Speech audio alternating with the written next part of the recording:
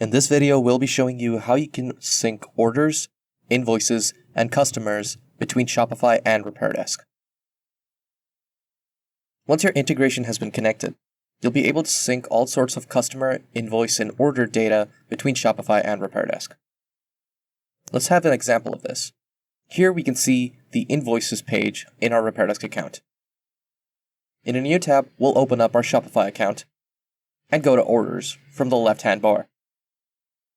Here we can see an order that's been marked as paid but unfulfilled. Let's click on that. We have the option to fulfill the item in the order. Let's go ahead and do that.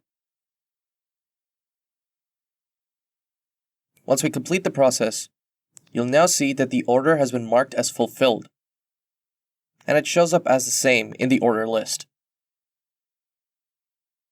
Now heading back to RepairDesk, we'll go into our Invoices page and refresh. And as you can see, the order is now synced and a new invoice has been created in RepairDesk. If we open up the invoice details, we can see the payment history. And on the right-hand side, we can see that the source is Shopify, along with the Shopify order ID. This means that this invoice was created from a Shopify order. Now moving over to the customer entry.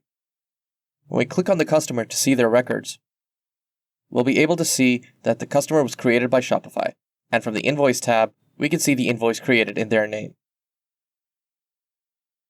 And that's how you can sync orders, invoices, and customer data between Shopify and RepairDesk.